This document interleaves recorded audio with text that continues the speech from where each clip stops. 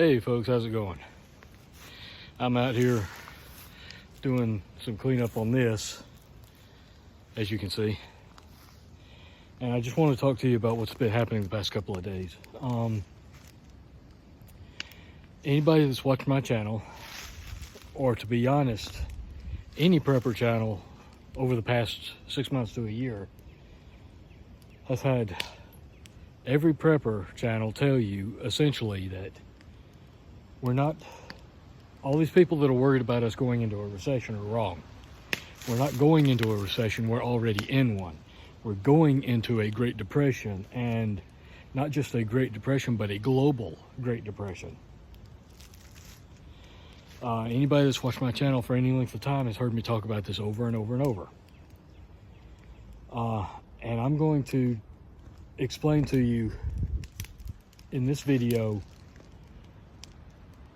one of the indications that I've been seeing coming, but more specifically, one of the indications from just this past week that show what is actually happening.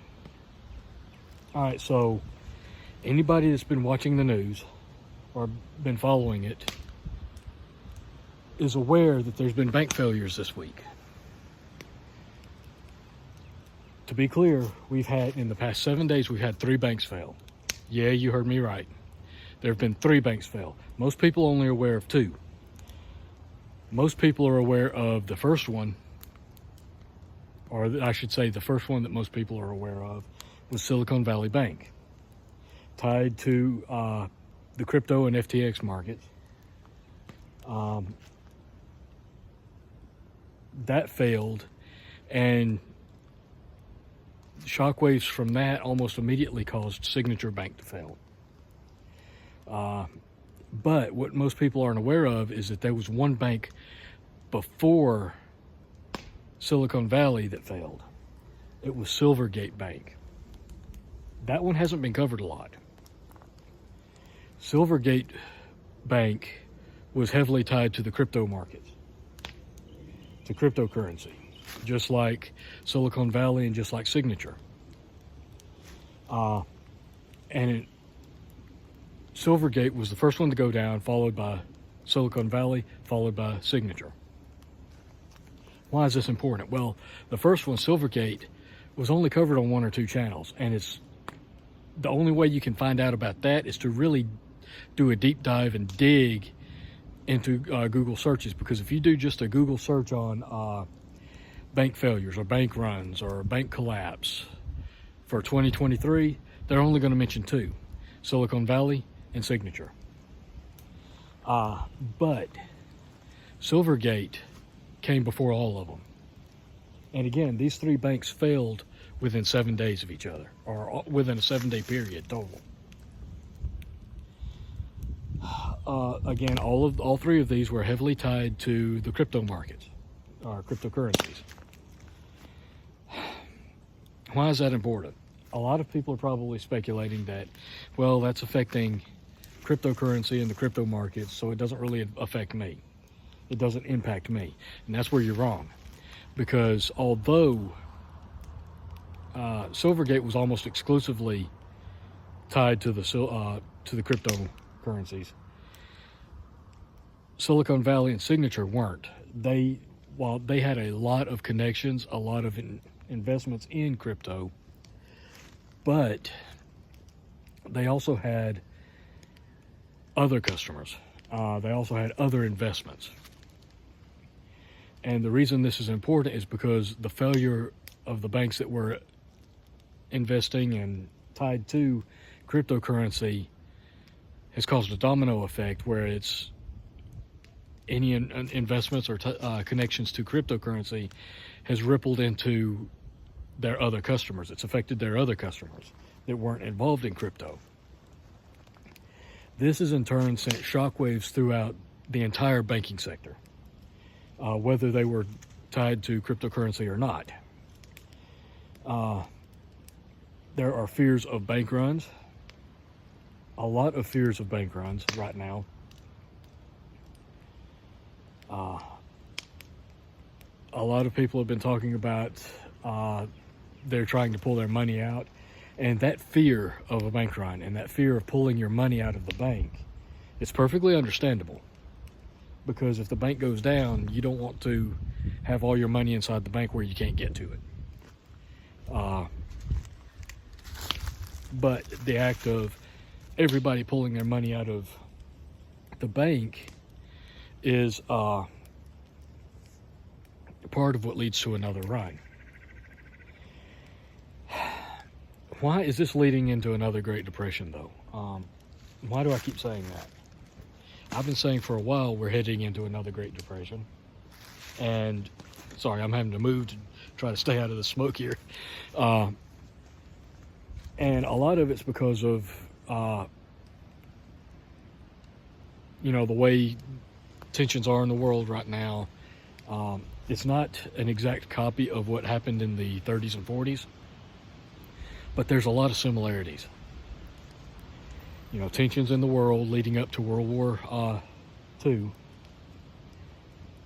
You had the stock market crash. Well, we've had inflation and the pandemic, followed by inflation rather, which has led to severe volatility in the stock market. But here's an indication that we're heading into another depression, and even a global Great Depression, because all the banks are interconnected. Even all global banks are connected. Just to put things in perspective, in the 30s leading up to the Great Depression in the 30s,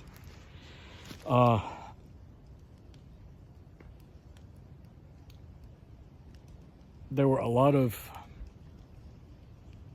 well, let me put it this way. Let me change courses here. In 2008, before the financial crisis, actually before 2008, I'm sorry, folks. I think it was 2006, 2007, before the financial crisis. A lot of the banks that made all these investments in these unstable, unsecure mortgage securities. Everybody was getting a mortgage, whether they could afford one or not, whether they had the credit to get the sound credit history to get one. Everybody qualified for a mortgage, regardless of credit or job history or whatever. And your ability to pay. Well, all of those conditions led to the collapse of the banking system in 2008. But let's put things in perspective. In 2008, the banking sector lost approximately $393 billion during the crash. Just in the past week, in the past 7 days, these three banks that have collapsed, those alone have lost $313 billion.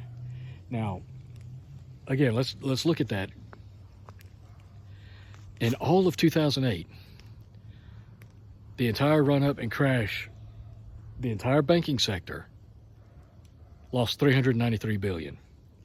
But just in the past 7 days from these three banks, there's been $313 billion lost. So we've almost reached the same amount of losses just with three bank failures as with the entire banking system crashing back then.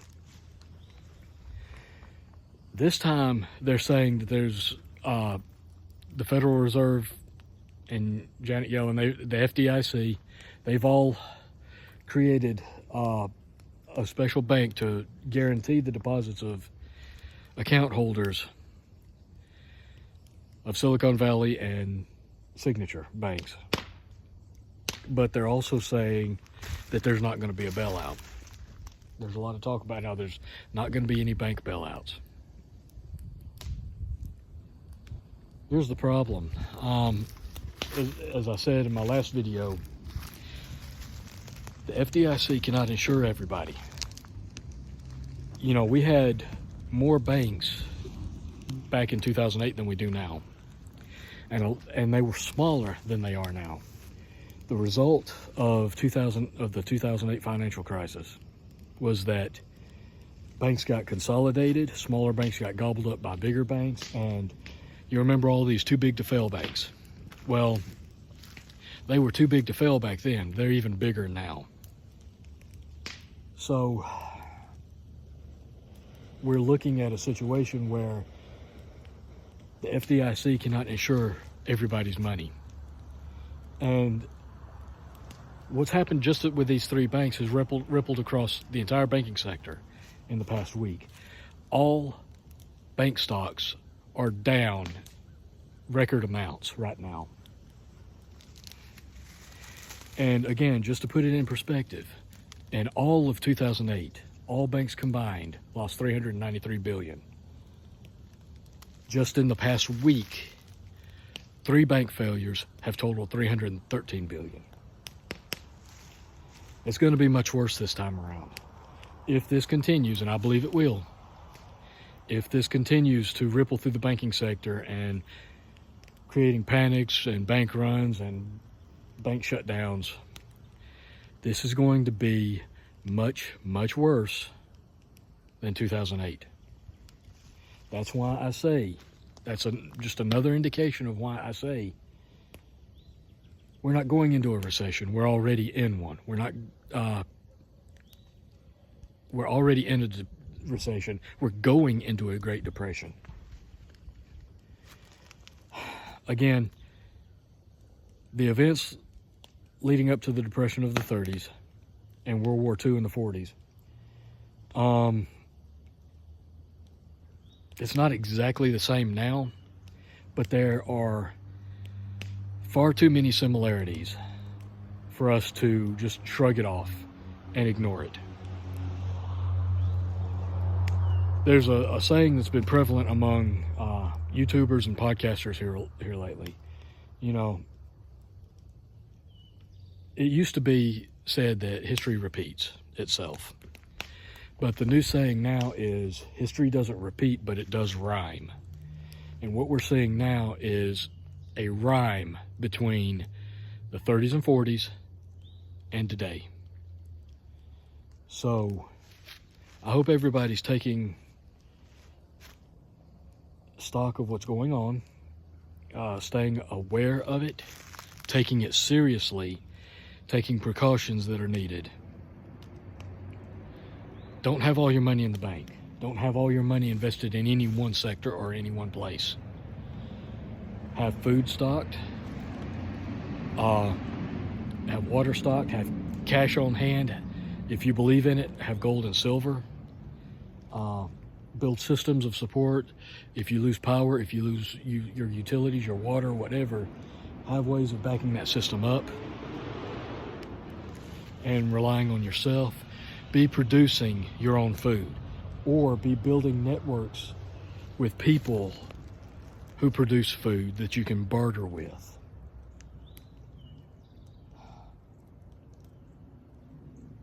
This is what I see coming, folks. Call it fear-mongering, call it doom and gloom. This is what I see coming. I've been saying it for a long time now, as have other podcasters and YouTubers.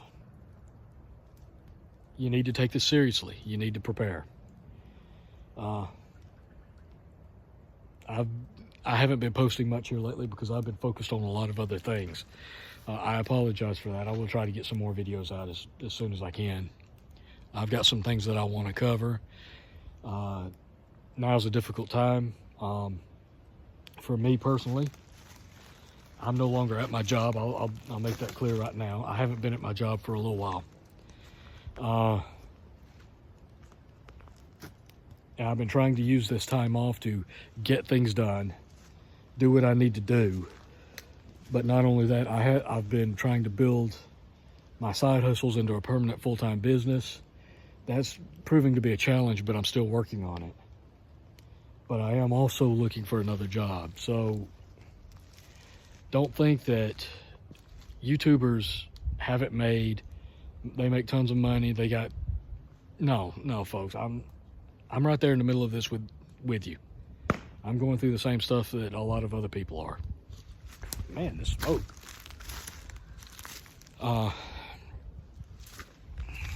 So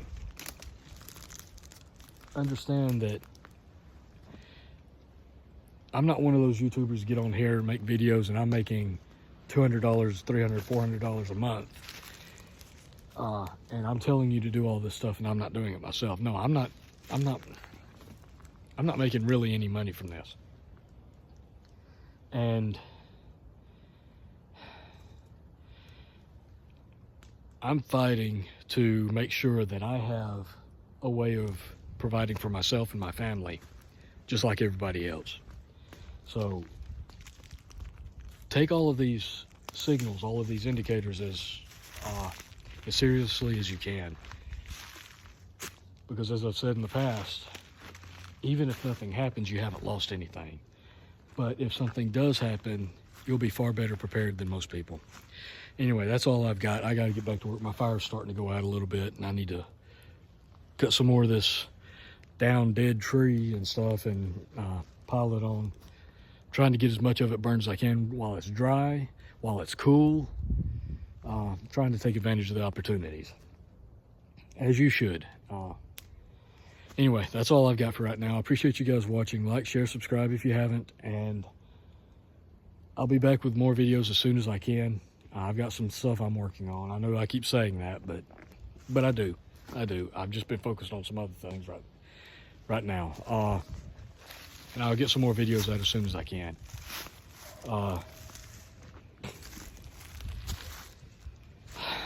Until next time, folks, I'll catch you later.